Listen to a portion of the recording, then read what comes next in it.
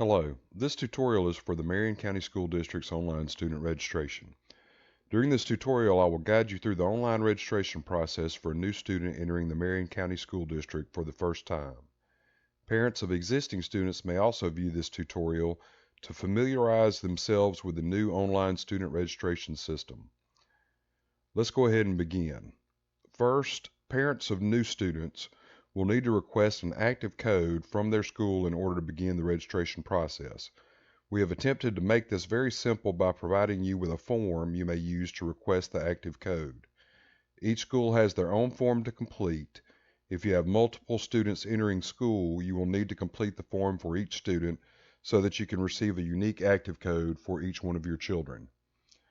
Active Parent is our online system that allows parents to keep up with their child's attendance, grades, and other important information inside of our student information system, which we refer to as SAM. SAM is short for Student Administration Manager.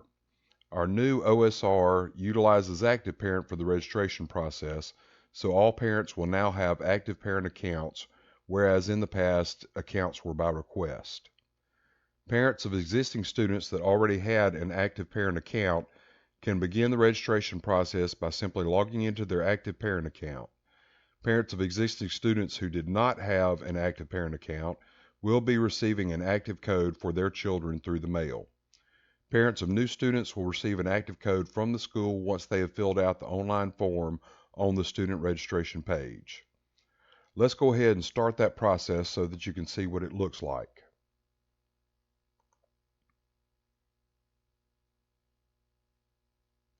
Our registration page is located at www.marionk12.org/registration. This page will house all of the information on student registration, including tutorial videos for scanning documents and this video for OSR. At the very top of the page are 5 buttons that link to each of the 5 schools and the form to request an active code. We'll go ahead and click on West Marion Primary and fill out the information to request an active code for our new kindergartner.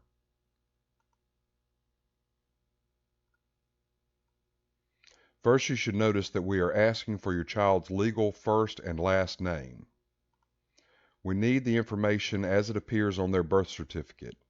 Also, please don't use any special characters in their names. This can cause problems as we move the data into our system. The next thing we need is your child's date of birth. We cannot generate a code without the legal first and last name and the correct date of birth. Next, we ask for your email address and your phone number. Finally, we need to know if your child has ever received any services from the Marion County School District.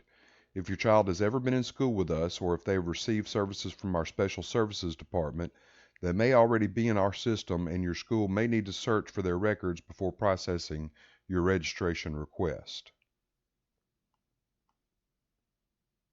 Once you have submitted the form, your school will process the request as quickly as they can and email the active code to you. I've already generated an active code for Richard Grayson, so we'll continue on to the OSR.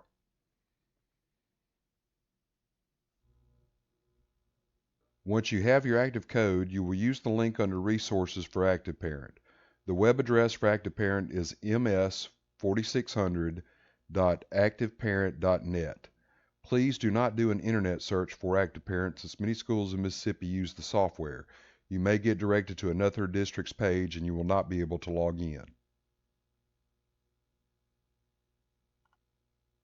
Once you have arrived at the page, you will see a link to create an Active Parent account.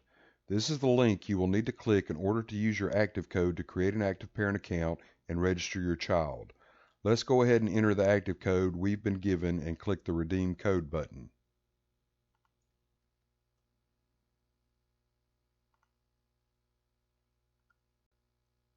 At this point, we will begin creating our Active Parent account. Please use a personal email account that you plan on keeping long term. You'll also want to use a very secure password in order to guard your child's information. Once you have filled in all of your information, your Active Parent account is now created and we can begin registering our first student. Once you have filled in all of your information, you can click Create User in order to create your Active Parent account.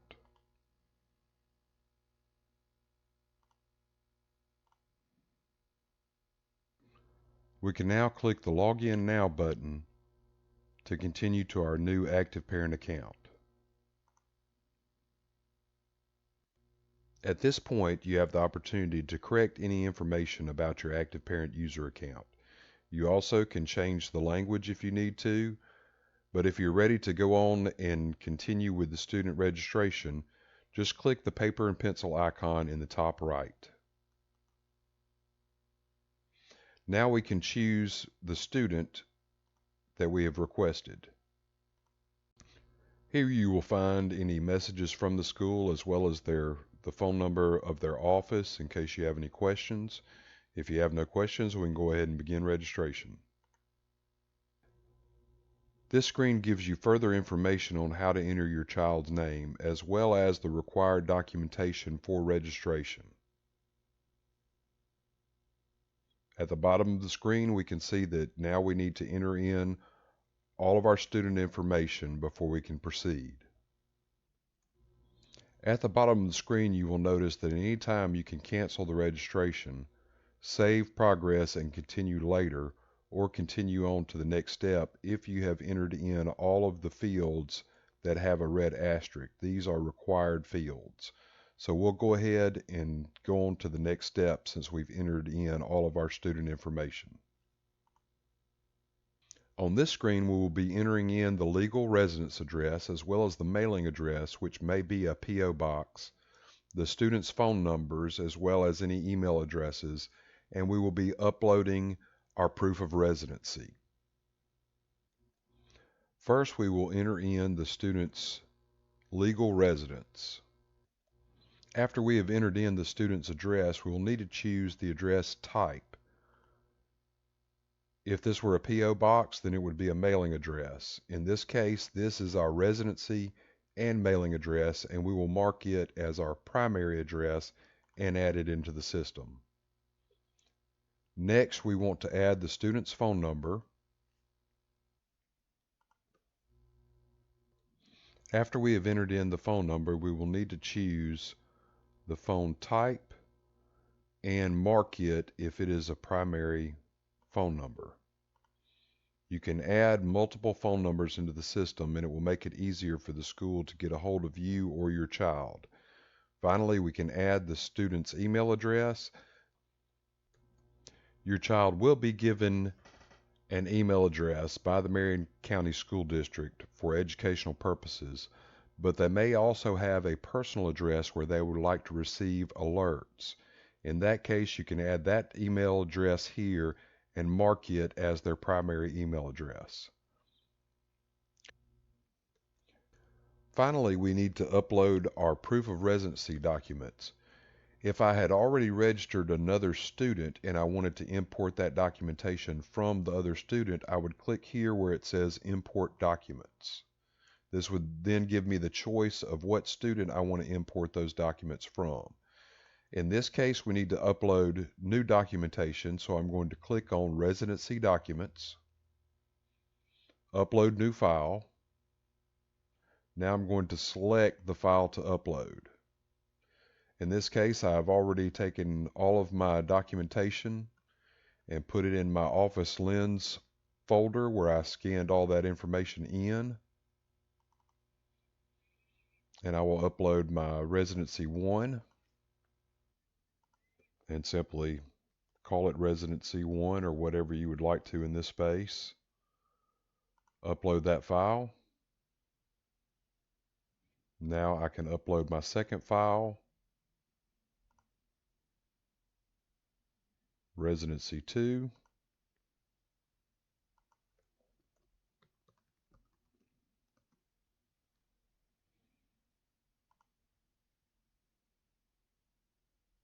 And I can now close the window. Now my residency documents have been uploaded and I can move forward to the next step.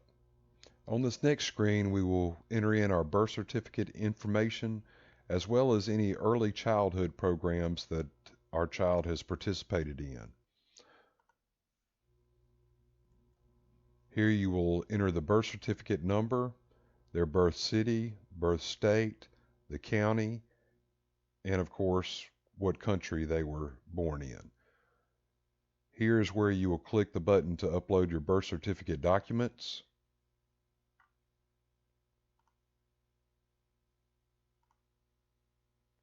We do ask that the birth certificate is named in this fashion so that we can identify it. BC for birth certificate and the student's name.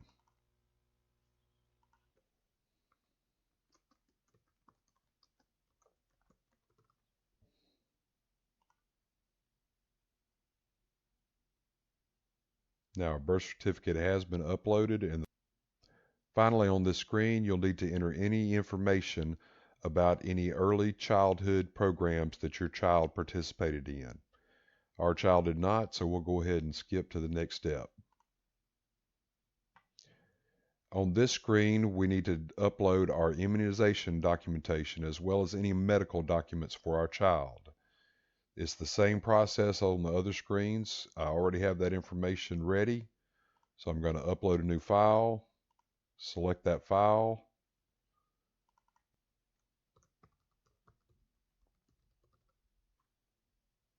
There's our immunization information.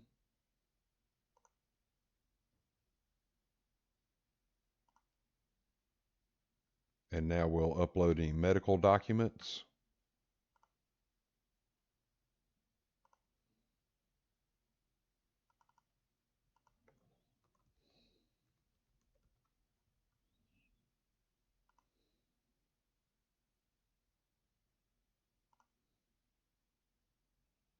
And now we can add any medical conditions that your child has so that you can let the school know about any allergies, asthma. Also here we need you to check off if your child can receive medical treatment in the event that none of their contacts can be reached. And also, can they receive medical transport in the event that none of their contacts can be reached? Now we can continue on to the next step. In this section, you will need to grant or deny permission regarding data, personal information, and student activities. We're going to go ahead and say yes on everything because I want my child to be on Facebook, in the newspaper, allow them to use the internet at school, all of that information. If I had anything to upload here, I would upload under permission and waiver documents.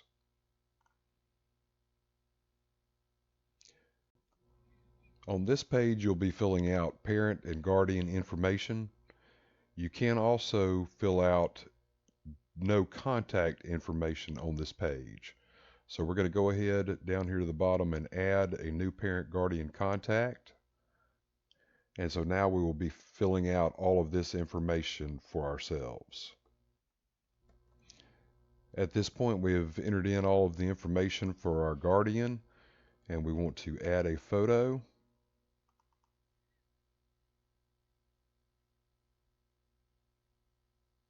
At this point, when I save this information, it will upload this photo. If you need photos for other emergency contacts, it's usually very easy to get them off of Facebook or simply have them take a selfie and text it to you so that you can have that information so that we know what that emergency contact looks like when they come to pick up your child. At this point, I can import my address from my student's address, and I can pull over my phone number from the student's phone number information. And then finally, I can add any other email addresses that I would like to be contacted at. Finally, here I'd like you to notice that we have a checkbox for AIM email.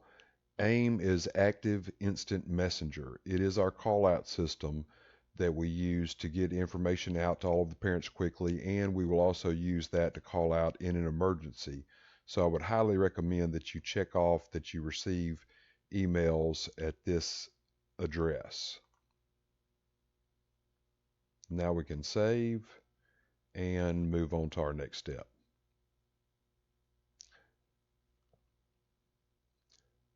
On this next screen, we currently do not have the USDA free and reduced lunch application. They have not put it out for this year, but it will be here in this space as soon as we have the link. We will also publish that to our Facebook page. And from this page, you can open up in a new tab and create a My School Bucks account for yourself so that you can pay any meal balances for your child.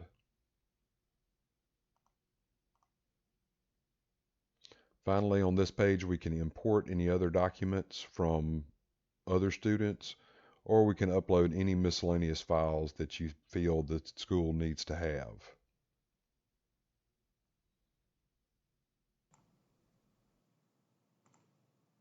And on this final page, we have some surveys that are very important to our federal programs department that we would appreciate you participating in. In this case, with our student, we're going to say that all of these answers are no, and we're going to move on to our final page. And at this point, we have reached the end of the registration process. I just want to jump back over here to our registration page and show you that we have placed all of the phone numbers for the schools here in case you get stuck and need to ask a question. But back on the registration process, at this point, you would confirm. You have the option to print, and that is the end of the registration process. We thank you for your time and patience. And again, if you have any questions, just please contact your school. Thank you.